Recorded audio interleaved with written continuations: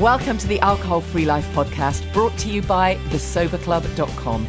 I'm Janey Grace. This is for you if you've quit the booze or you'd like to, or maybe you're just sober curious. I'll bring you tips and motivation without any judgment, and there'll be inspiration from experts, quit-lit authors, and sober heroes.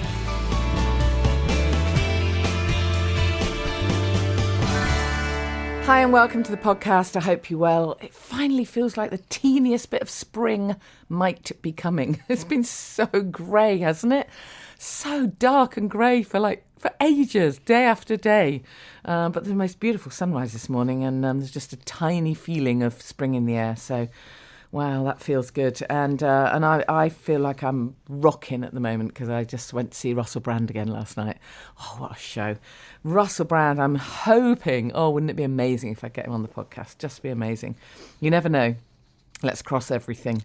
So we've got a great show lined up for you today. I've teamed up with Edi Spirits. I've told you about this company before, so I'm just going to tell you a little bit about their unique drink. Absolutely unique. I know I'm always banging on about amazing alcohol-free drinks, but this really is very unusual and just totally disrupting the market, really. It's really amazing drink. And also my guest is Mark Holmes, who is CEO and founder of the Addiction Help Agency. So that's a different kind of interview for me because obviously I usually interview people who are very much working with grey area drinkers. But Mark has a different kind of background, trained as an alcohol addiction CBT therapist, and has written a great book, Holmes' Complete Guide to Stop Drinking Alcohol, the Easy, Mindful and Pain-Free Way.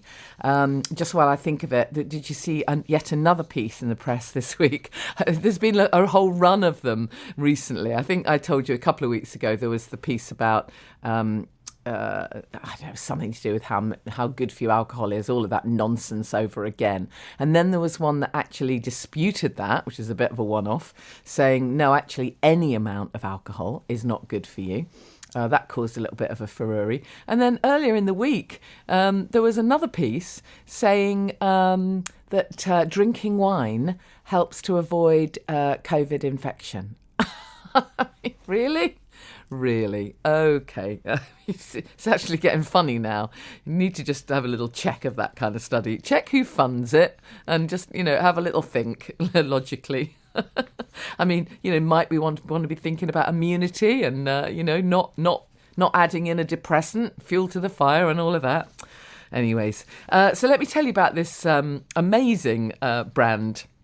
It was John Eric Vernier, I hope I've said that right, and Alexander Jacobi, who founded, wait for it, the Endorphin Dealer Institute. Isn't that the most fantastic name? ED for short. And they actually admit that they wanted to disrupt the market and they wanted to create enjoyment without the negative effects of alcohol. So this drink is called Spirited Euphoria by Edi, and it's the world's first 100% natural hemp-based signature non-alcoholic distilled spirit. So this really is a fantastic alcohol-free drink. Great if you want to have that kind of relaxing experience, but obviously not be intoxicated. And before you kind of panic and think that I'm promoting something that shouldn't be, it is THC free, so it is not going to make you high. It's only got a couple of calories per serving, it's carb free, it's vegan, it's gluten free, all of that stuff. And I think one of the things that I realised about this brand is that they really do care about the sourcing of their ingredients and everything else. It's they say, it's the unique blend of natural hemp terpenes from the real hemp plants that make the difference, the purest CBD isolate, natural cognitive enhancing nootropics and relaxing adaptogens. That's what they say in the blurb. Nootropics, by the way, I'll admit, I wasn't sure what nootropics were. You hear this word quite a lot, but they're smart brain cognitive enhancing supplements. And in the Edi drinks, they use nootropics that come from natural sources. And the ones in Spirited Euphoria include a whole bunch, but including vitamin B5 and B6 and B12, and there's 5-HTP in there, and there's guarana and a whole bunch of other stuff. So this is really something very special. In fact, they're one of the only drinks in the world that unlocks the flavour of real hemp, thanks to the artistry they use. Their molecular master blending is the phrase, and their proprietary method for distilling endorphin spirits. So you've got this, and you're thinking, well, what does it taste like? Well, it's really nice. It's a complex, layered balance. The marketing material says it's citrus green, herbaceous hemp, and peppery spice with a smooth, woody finish. It's a really good description because it's difficult to describe how it tastes. It's very light, and you can mix it with soda, a little bit of orange. That kind of highlights the hemp flavour. You can have it just with tonic, instead of having a G&T. And, I think it's really important as well. They say every drop of Edi is fully traceable from seed to sip. Isn't that great? So they actually care about the provenance of their ingredients. And again, if you're thinking, oh my goodness, she shouldn't be talking about hemp, all of their liquids are tested to the highest level of the global regulatory services that do all of this kind of stuff. So it's all fully accredited by authorities. Because as they say, maximum relaxation takes a lot of effort, right? So it's a really unique drink. Beautiful bottle as well. Looks really good. So check it out. We've got a competition to win some as well. It's edispirits.com, edispirits.com. And if you go to the show notes and thesoberclub.com, you'll see our competition to win a box. So thank you to Edi for partnering with us on the podcast this week. As promised, let's hear this interview with Mark. My guest is Mark Holmes, a CEO and founder of the Addiction Help Agency in London, who helps others to achieve permanent sobriety painlessly without using willpower and without craving. Sounds good. Mark is a former international school principal and high-functioning alcoholic for over 30 years. Let's get into it. Mark, how are you? I'm great, Janey. Great to be here. Yeah, really good to chat to you. So I came across your book, which you very kindly sent me, Holmes' Complete Guide to Stop Drinking Alcohol, the Easy, Mindful and Pain-Free Way. So let's dig into your story then. Tell us a bit about your background. I'm interested in your phrase, high-functioning alcoholic. Yeah, well, it's got a bit of notoriety now, hasn't it? That term, high-functioning alcoholic. I use it in the sense of describing someone who can hold down a career, hold down a very successful career, and yet still have a sort of crutch there where they're dependent on alcohol. And I was very much dependent on alcohol, although I gave every excuse for not being. And I sort of lied to myself, I think, if I'm really honest, for many years. And I was thinking, well, I'm doing very well. I was a school teacher and head of department, and then, assistant principal. And was that in the UK? Was that in the UK? Yeah, Mark? I did. I was in the UK first of all. For 10 I mean, years. I'm quite interested, just veering off for a second. I'm quite interested in that because when I did my TEDx talk, it was quite interesting because I was working there with a bunch of people who some professors, some teachers, and they were talking a lot, these guys, about just how rife drinking is in the teaching profession. Yeah. Now, I mean, I kind of think it is in every profession, but would you say that's true? Yeah, I mean, unfortunately, it is. I mean, it's very, very much true. There's a lot of strain, you see. There's a lot of stress and strain on teachers. And I mean, this is going back a little bit. But when you look at the introduction of Ofsted and the league tables, suddenly, teachers were under an enormous amount of pressure. Yeah. And this was around the time when they were introducing, compulsory lesson plans for every lesson. Now I think that's accepted. But I was of the generation before where this was quite, a new thing, really. You knew your stuff. You knew what you wanted to accomplish in the lesson, but you didn't necessarily plan in detail the level of differentiation, the learning objectives, the assessment for learning. I mean, I can really bore you with that stuff, Jane, if you want. But this was a whole new thing. So for many teachers at that time, it was like learning a whole new vocabulary, a whole new way of performing to meet the criteria that had just been set up. And so teachers were under an incredible amount of pressure to try and deliver, and being judged on, on something where the criteria were not necessarily that not necessarily that valid, if I may say. Teaching's got a lot to do with relationships and the rapport you have with your students and building up trust. And it's not just about memorizing facts. You've got kind of holistic goals, the building self-esteem, the confidence. They are so important. Now, how do you put them on a sort of scale and specify those sort of more altruistic goals and sort of self-developmental goals? A lot of that got kind of, put on the side while we're trying to tick boxes. It's felt like a tick boxing exercise, but forgive me, because I know I'm going off on a tangent here about teaching, which I can do anytime you want. But that pressure tends to result in a need for kind of relief from that. And when you're talking about teachers who've been working all day in a very public role, I mean, you do your show, and very amazingly kind of calm and relaxed, but you're performing, and there's a lot of stress involved in that. And if you think about teaching, you're performing, maybe 3 to 5 times a day.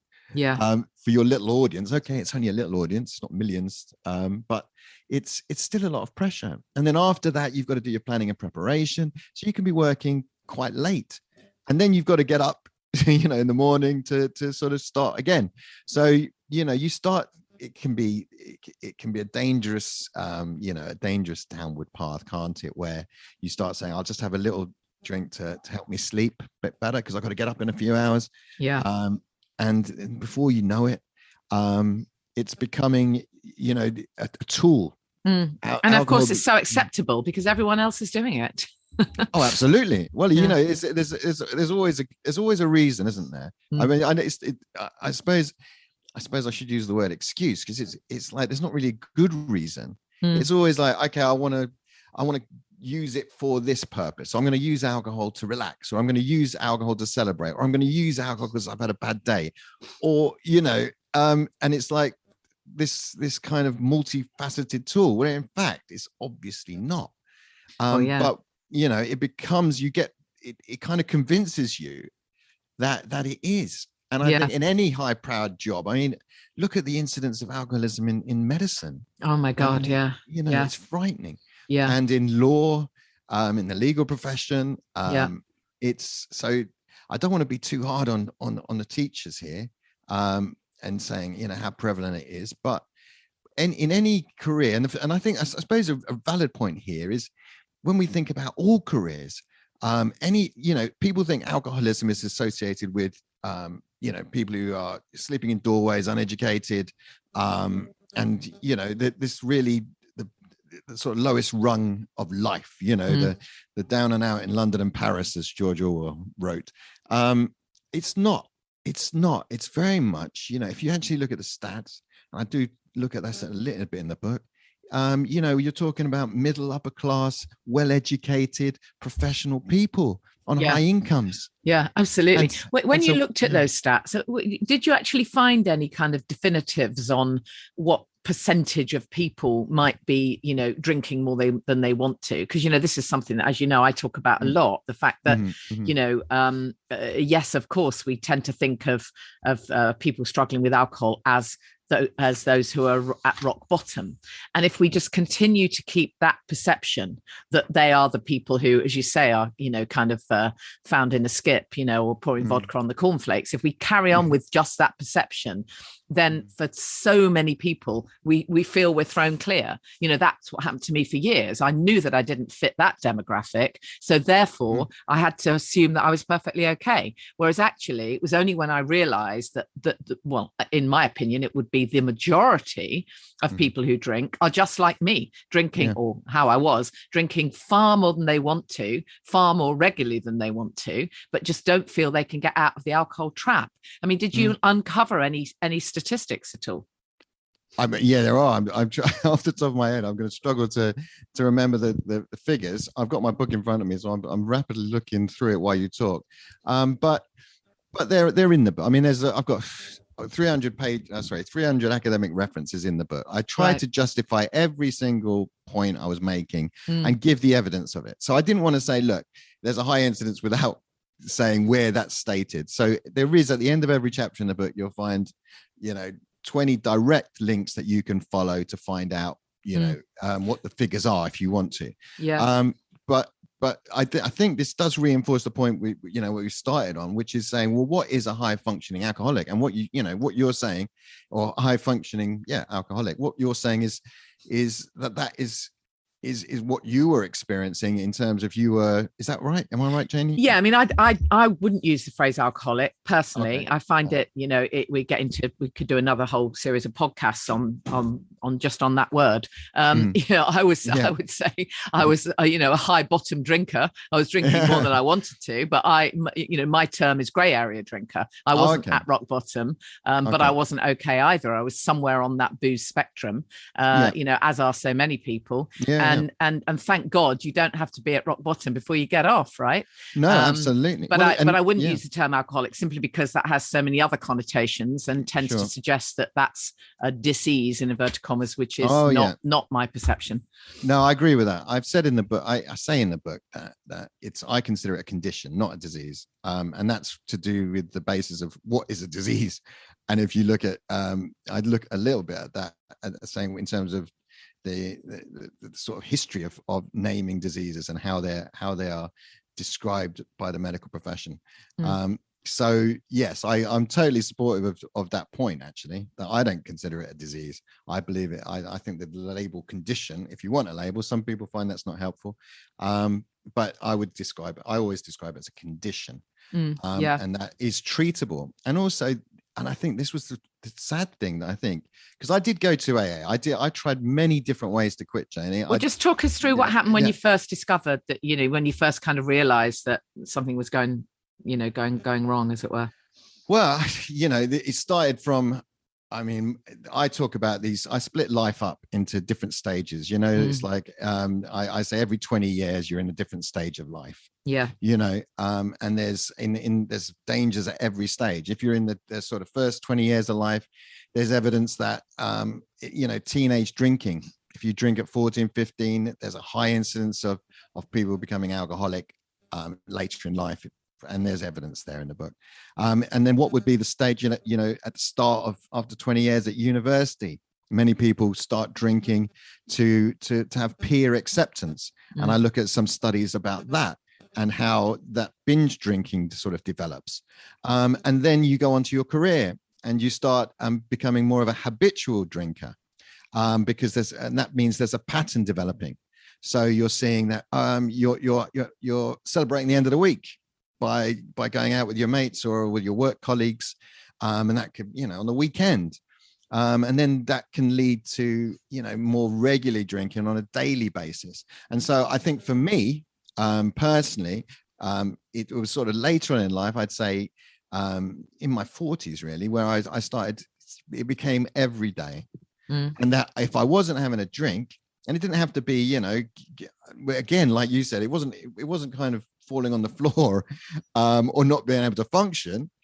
But it was the case of saying, at the end of the day, after I finish work, I want to have a drink. And if I didn't have a drink, then there was something wrong. And this is where it became, and I found I was going to the off license or whatever, the supermarket or the pub to buy drinks as a matter of routine. And sometimes even when I didn't even feel like it, I've got to go, I've got to go and have a drink because, I've had such a day, And that was when I realized, hold on a second, there's something there's something not quite right here.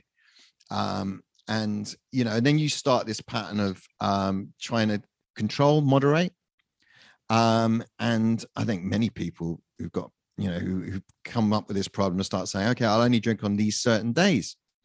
Or I won't drink between these times. Yeah, it's exhausting, isn't it? Even just talking about it.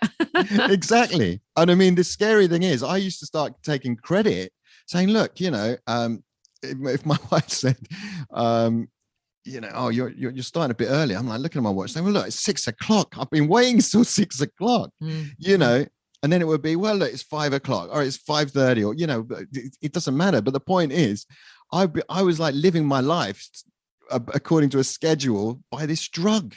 And this drug was determining how I was living my life. And then I said, okay, I'm going to try and control it. Like I said, moderate it. And it's impossible. And I was, I was in tears. I mean, I used to try everything I can possibly think of. I'd go for long walks. And, when I say long, I'd be walking for 3 to 5 miles after work. And just so I wouldn't even think about going to the off license or getting a drink.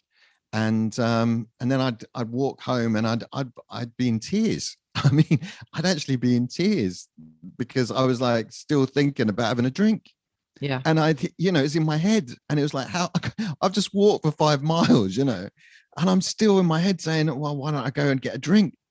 And I was, sort of pulling my hair out, even when I didn't have much hair at that time. Oh, I still don't. And it was really, I didn't know where to turn.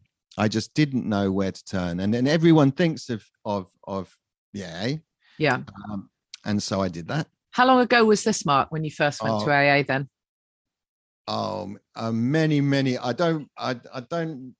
can't remember the exact time, but it was in my early 40s, and I decided that I needed help, and I couldn't do it on my own. That's what it was really. But I didn't like. I found it. I really struggled with the whole philosophy of the AA. I don't know. I think it's in my book, but basically my principal concerns were that I didn't think it was a disease. I didn't think it was incurable, and I didn't believe in the higher power relieving, my responsibility to a higher power. Now, I do believe in a higher power, ironically enough, but I didn't feel I didn't feel comfortable with that solution. And in my book, I was really careful to make it secular, because I struggled with that, with the AA, that, you had to give up, your sort of almost like your free will. And even though I'm a believer, so it's a bit ironic, I know, but sometimes life doesn't fit into simple boxes. What you mean? You're a Christian, so you think? Yeah. I mean, I don't think the two things are related in any way. Yeah. But anyway, sorry, carry on. Yeah. Tell me what. Sorry, I keep interrupting you. Tell me what happened for you. No, so that's AA, fine. you didn't like AA. That didn't work. What no, came it didn't next? work. So what was next? Well, but the next thing was bibliotherapy. Was Alan Carr. Right. And I've heard other people mention him on your show. Yeah. And the seminars or the book or both. I did the lady you had on the other week. She did the seminar, didn't she? But I did the book. But Yeah. I didn't. I quit smoking using Alan Carr, which I was amazed about. I thought that was unbelievable. Yeah. Then I saw he had a book, the Easy Way to Control Drinking, and I tried that, and I was amazed because I didn't think I had a chance in it working, and it did, but it wasn't a solution, a permanent solution. It worked for about 3 months, and then I was back to drinking. Now you could say, well, that's because you didn't read it properly. I swear I did. I swear I read that really carefully and I believed everything. And, I dedicate my book to Alan Carr because I think the guy's, figurehead. But I also dedicated my book to, Aaron T. Beck, Dr. Aaron T. Beck, who invented cognitive behavioral therapy. Because what Aaron T. Beck has is he had the science behind it. So, for me, it was a case of Alan Carr, had the instinct. He had the idea. He had the possibility. And he didn't really have any science. He had a lot of analogies. And he had a lot of it's a very patriarchal, and he kind of, very supportive, very coaching, very encouraging. But it wasn't really scientific based. And what I wanted was a permanent cure. This is what I didn't want to keep on going, from quitting. Because you see, anyone can quit, really. I don't think quitting's a problem. Yeah, it's staying stopped. Yeah. Yeah, it's staying, everyone can do a day or a few days or a week or a month or a couple of months, or, there's no problem with that. In my Facebook group, which is Be Happy Sober, I call it Be Happy Sober because anyone could be sober miserable. I've done it. I've been absolutely miserable being sober and frustrated, trying to use willpower and having these awful cravings and being in despair. And thinking there's no solution. And so I wanted to find a permanent solution. And that's when I found, by reading a lot of this academic research, going back to primary sources. So what were the actual experiments that were done on animals, on humans, and what's the sort of the metadata saying? And going through all of that. And really objectively, because obviously my life was at stake. I sometimes think I wrote that book really to me, addressing me, saying, look, I was such a cynical, nothing's going to work, didn't believe any method would permanently cure. So I was trying to convince myself of the best way based on the best evidence I could find. And that led me to this guy, this Aaron T. Beck, who sadly just passed away. But his cognitive behavioral therapy, for me, was the difference in identifying underlying issues. So we're not just looking at the symptoms, we're looking at what are the causes. And that is that for me was the turning point. And once I could understand that removed the cravings, and if you look at Dr. Gabor Mate's, he's getting a lot of publicity at him. I love the guy. I think it's amazing. In the realm of Hungry Ghosts, writing about addiction, he goes further than that. I mean, he actually says that, all addiction is related to some kind of trauma. Yeah, and adverse childhood experiences. Yeah. Or even inherited family trauma. That's the work I've been doing recently, is with family constellations, and you'll be amazed how much is not even yours. Yeah. So I mean, I think I'm kind of just very much kind of in the shallow end in terms of my book, because you're right. Is it called epigenetics? Yeah, absolutely. Yeah, that's right. Because I have read a little bit about that, and I think it's fascinating that these causes could go back that far. But even going. So what I was looking at then is cognitive, meaning how do our thoughts inform our behavior? Yeah. And what is wrong with them, and what's happening there, and what are they based on? So you've got different levels of beliefs. And we've got automatic thoughts, and when they're negative automatic thoughts, this is where it becomes a problem. Now, one of the things with drinking, unfortunately, is that because you're drinking, you're not really thinking straight. Well, certainly after the first one, the game's up. So how can you in my blog I write about why I quit, and I compare it to like an episode of Star Trek.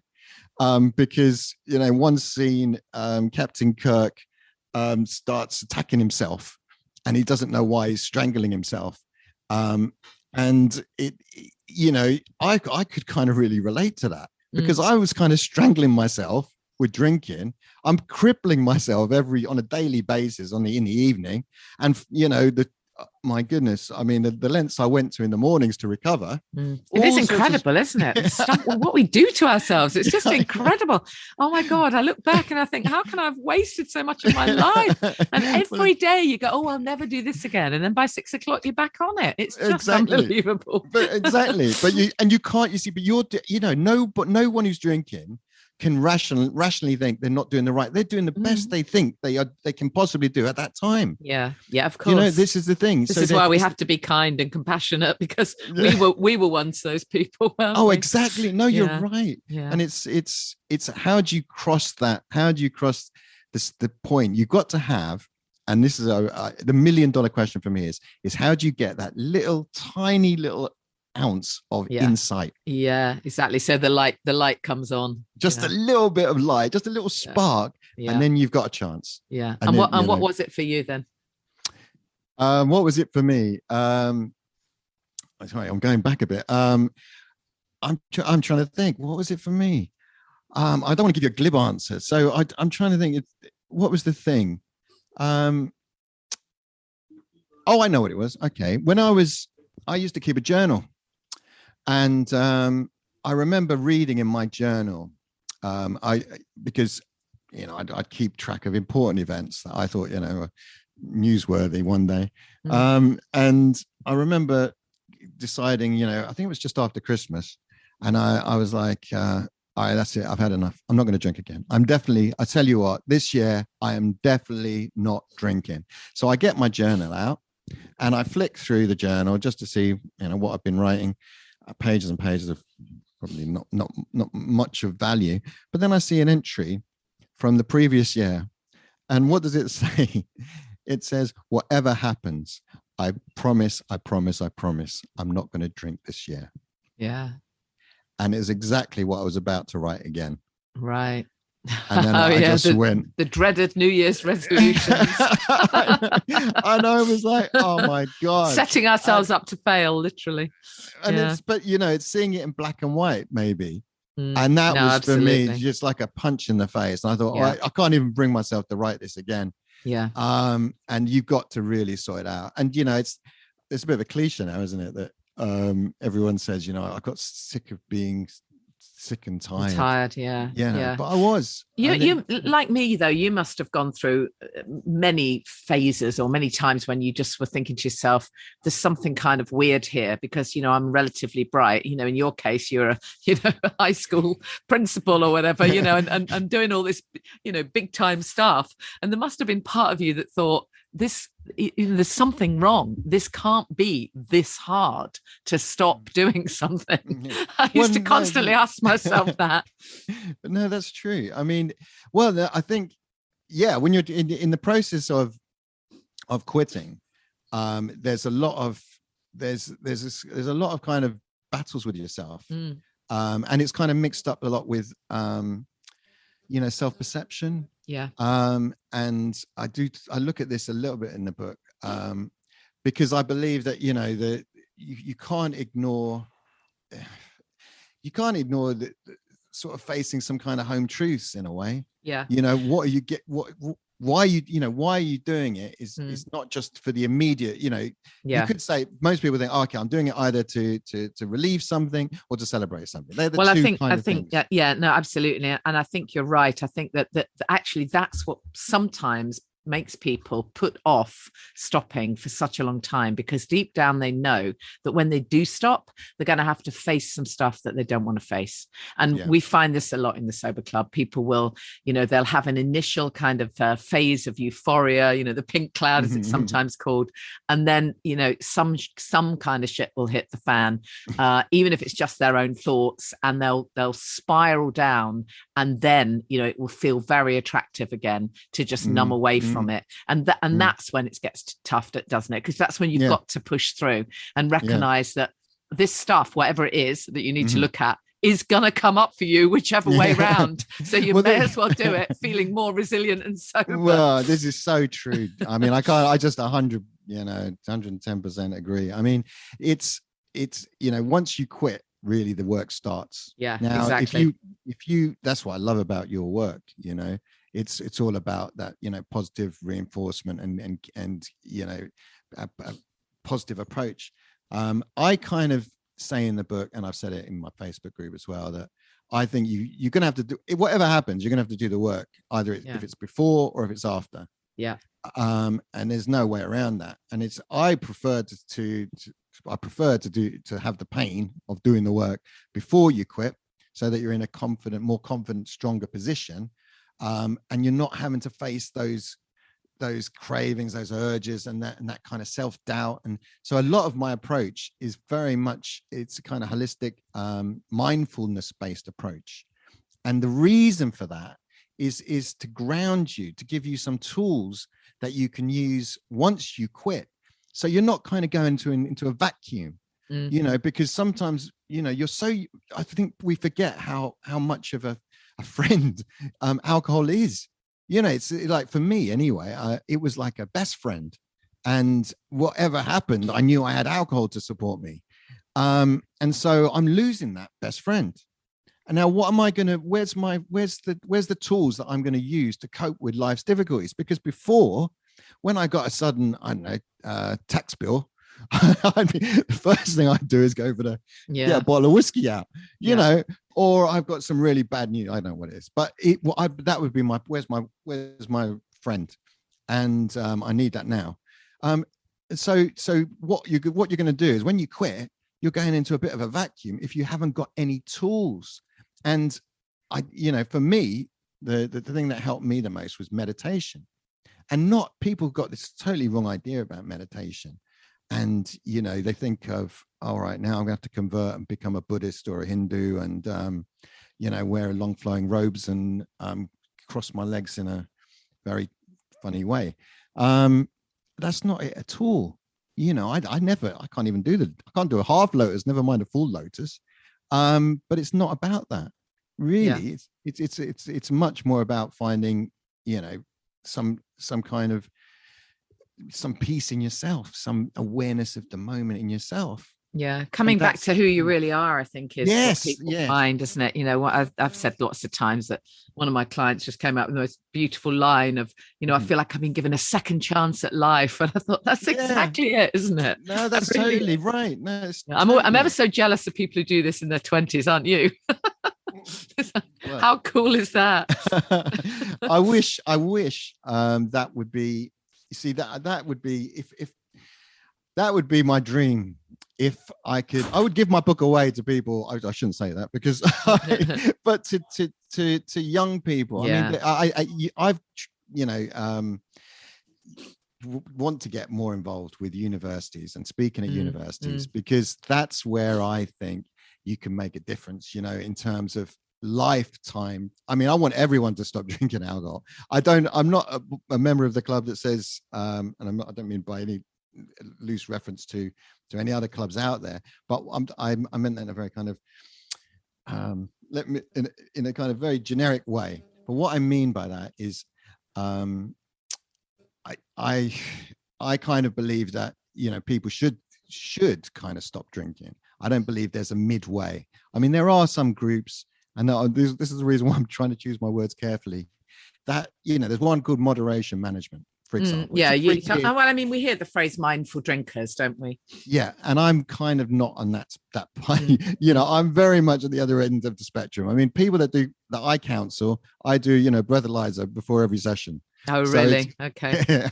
I'm a bit of the hard old school type, right? But that was my training. That's what we always did. Face-to-face counselling. So I still do it. Right. And so, would you say that you work with a lot of people that you work with? Then they have had rock bottom moments. They are clinically dependent. No, I wouldn't say that. I mean, one of my clients, was a mother of 6, and she didn't, what do people think's a lot? I mean, and it's also for her, she was drinking, say, I won't mention her names, but she was drinking a bottle of wine a night. And is that rock bottom? I mean, it's not, she was not on the floor, she was putting her kids to bed. No, that's a grey area drinker. That's definitely a grey area drinker. It's someone who can stop. Exactly. And so, but she, she had a problem with it. And that was causing problems in her life, and she couldn't moderate that. And so what is addiction? Addiction is when you can't control it. Otherwise it's not really, and it's causing problems. And if you could control it and it's not causing problems, then I don't think it's an addiction. So, you can't say this is, I kind of have, how we started, really, isn't it? That you can't really put people into a category and say, well, it's just rock bottom. People just that, that really, it's not that. Many of my clients are, even not elderly. I don't like saying elderly because that's the category I'm in now. But let's say in the more mature years of life, and there's, we're talking, say, 45 to 64, probably the biggest groups. That's the probably biggest demographic group. So it's not the people that you kind of, I don't know, I suppose I can't remember Sex and the City, but weren't they they were a bit younger, weren't they? I don't know. Yeah, well, they're back now, aren't they? It's quite interesting because in real life, of course, a couple of them have been sober for years. People like Kim Cattrall, been sober for years. You're right, absolutely, yeah.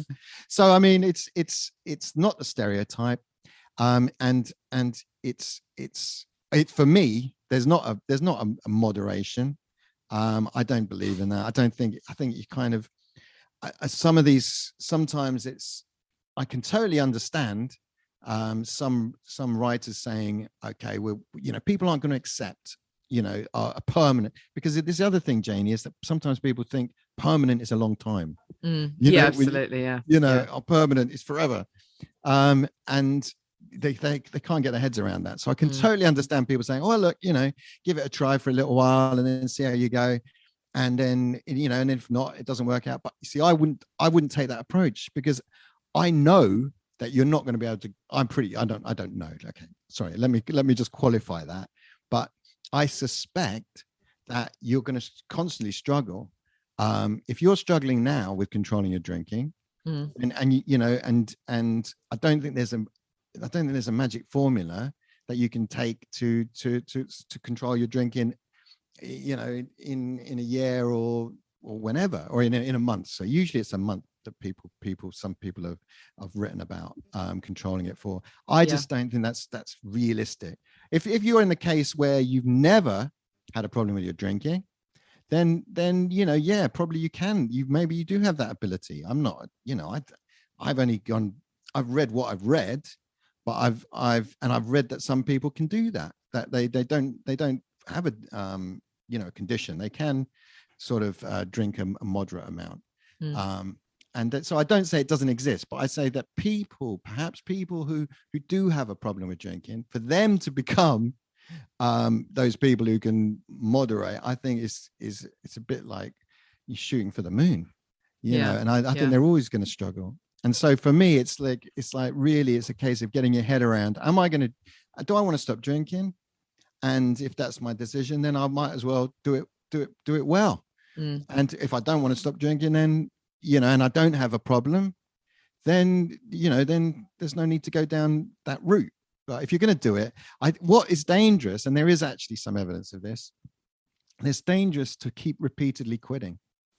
There's some evidence that if you start drinking and then you stop, for a few months or a year, and then you go back to drinking and then you stop, that is worse, in fact, than actually just carrying on drinking, And this is, so people who are stop starting, I think they should really try and reflect, and it's really, really hard, but kind of somehow get advice, read bibliotherapy, or speak to a counselor, or someone who's done it. Someone. I guess you're not a fan of people who just do dry January, then. Well, do you know what, Janey? Do you know what? I hate this, right? Because you put me on the spot here, and there is actually evidence to show, and I hate this, but it's true, that if you do stop for dry January, there's more of a chance that you will then, you're more likely to. No, excuse me. Sorry. No, the evidence says that you're more likely. There's a chance that you will not drink as much as you did before. Okay. So I can send you that study. But that's so the dry January, although I'm against this kind of just stop for a month, because I'm frightened of there becoming up and down. But the paper that I read said that the evidence was that it can be positive. So I am encouraging people to go for dry January. It's a good test, by the way, because if you struggle with dry January, then it's clear that you need help. you know, and if you don't, and you enjoy the results, because I think that was like yourself, wasn't it? You took a break and then you decided, well, I mean, it just so happened to be January when I stopped, but of course it does make it easier in the sense that socially it's not so tricky. You don't have to come up with as many lies because there's more other, there's more people doing it at the same time. So it's, people are a little bit more accommodating. So it's as good a time as any. But yeah, I take that point. I think it's true. So just tell us a bit about your book then, Mark. What it's a hefty old tome, as you say, a lot of research in there. Sorry about that. No, it's good. What do people get from it? What they should get is what I was hoping for. Is I was trying to sum up for myself what works for me. So I've been I don't mind saying alcoholic. I don't think I'm an alcoholic now, so I think I'm cured. But I was an alcoholic, and I wanted to know. I wanted to reach out to someone who was in their 40s and in the same position as me, and saying, right, I'm fed up of this, and I want a solution. And I want to know what the evidence is, one way or the other. So, that even if it's supportive or not supportive, I want to know about it. So I put, there's evidence in the book that actually sex is better on alcohol. I don't think it is, but there's evidence that there is. So I put that in the book. Sorry. So I'm so sorry. That's, I wonder what that was. I do apologize, Janey. Right. A distraction there. But yeah, so what I did was put the timing of these things. What I did was put down whatever the evidence was for and against, and therefore people can make their own mind up. Is it relevant to them? Is it pertinent? And therefore that's why you got so many references, because I can't say something without saying, because it's not just my opinion. There's been brilliant books that are people's personal accounts of their experience of drink and recovery, and they're fantastic. But that's not my book. My book isn't that. My book is more like a manual, and saying, right, this is step 1, this is step 2, this is step 3, and then why step 1? Because of this is the theory. So it's all based on evidence, because that's what, as a teacher, and used to working, on a sort of factual basis, that was the most important thing for me to do. So that's what I was trying to replicate. Yeah, great. No, I really appreciate the fact it's so fully researched. I mean, my book has an awful lot in it, but I actually got a lot of experts to write sections for me, because the truth of it is, I find a lot of that research really, really, really hard work. Because particularly as there's so much conflicting stuff out there. I got a whole bunch of doctors and experts to actually write those sections. So yeah, I was very impressed. It looks good. Thank you so much, Mark. I really appreciate it. Let's just give people your website where they can find more out about your work. Oh, sure. It's www.addictionhelp.agency, or you can do it at www.addictionhelpagency.com, and basically anything with those Addiction Help Agency will find me. Yeah, brilliant. So we put that info in the show notes for you, as well as the link to the competition to win the Edi Spirits, which is, I think it's on our imperfectlynatural.com website as well, but we'll put all those links there for you. We had the most amazing day at Family Constellations last week. Those of you who've heard me talk about it, again, tricky to explain, but incredibly powerful, literally life-changing, literally. And we had the most amazing day. We've got another one booked for March the 27th in Kings Langley in Hertfordshire. So if that interests you, get in quick. I'm not sure if the payment link is live yet, but if you go to thesoberclub.com, click on events, or just register your interest, we'll make sure you get sent that information. I think there's still spaces on Champneys in Tring. Champneys at Springs in Leicestershire at the end of February, if anyone's interested in that. And I'm going to be doing a special afternoon retreat as well at another beautiful venue in Hertfordshire. Watch this space for details of that. And then just finally to mention that I said last week, so I was interviewing, I think it was last week, I was interviewing one of my coaches from the Sober Club, and I said last week that I'm launching my training. So if that's something of interest, I know it won't be for everyone, but if you are a coach or a practitioner or a therapist, or you just really want a change and you have some sobriety under your belt and you've got this passion that you really want to be able to help other people who are drinking more than they want to, people who, really want to focus on self-care and optimum well-being without the booze, then check out the training. If you drop me a message, I'll send you the details if that's something you're interested in, becoming a sober coach yourself. So just make sure you drop me a message. Obviously, I'm going to say, check out the Sober Club. It will be the end of dry January for some of you. Maybe you've been immersing yourself in podcasts and maybe you're feeling a little bit better. Maybe not. I don't know. We have people in the Sober Club.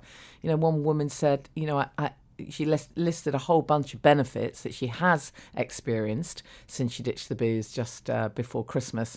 But she says, but I'm still, I've still got headache, kind of rumbling around. And of course, if you're concerned about anything medically, obviously go see a practitioner.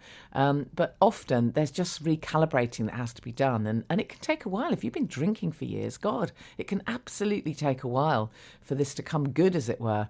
And in that period of time, you just got to really, really take care of yourself. It's so important. And don't try and do it at the same time as anything else, Don't try and ditch coffee at the same time or anything. Really make this your focus. It's so important. So if you are coming up to the end of dry January, carry on. Stay dry till July. What can I do to persuade you? Seriously. Come and join us in the Sober Club. And there's so much positivity there and so much support. And it's completely non-judgmental. And some amazing content, absolutely amazing content for all aspects of optimum health and well-being. So it'll be lovely if you can join us. Just go to thesoberclub.com. And as I say, if you're interested in any of those events or retreats or the Family Constellation Day that we have coming up, then just go to thesoberclub.com and click on events. So I look forward to seeing you same time next week, which will be next month. Really looking forward to interviewing Veronica Valley on the podcast. I got the opportunity to be on her podcast, which was great, and she's going to be on mine. Her book is out, so I'm hoping that will be in next week's show. Stay connected. If you're doing this hard thing, always reach out, always tell someone. Don't try and do this on your own. It's really tough on your own. You really do need support. And if you've been sober for ages, but you're just feeling a bit flat, then, you want to get your mojo back. So, just get connected so that you can get inspired again with something else if things have gone a bit flat for you for whatever reason. You know where to find me on social media, at Janey Lee Grace, and, all the usual places. And I'll see you same time next week. Thank you for listening to the Alcohol Free Life podcast, brought to you by the Sober Club. Please rate and review. And if you want support, accountability and inspiration, and you want to live your best life without the booze, check out thesoberclub.com.